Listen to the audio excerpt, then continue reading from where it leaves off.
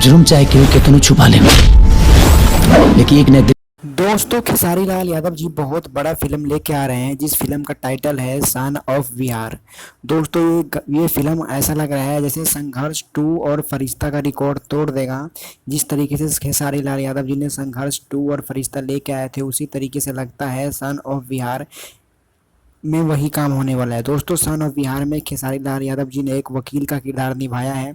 इसमें वकील बने हुए हैं और इस फिल्म में ज़बरदस्त एक्टिंग, ज़बरदस्त रोमांस और ज़बरदस्त ड्रामा इस फिल्म में आपको देखने को मिलेगा।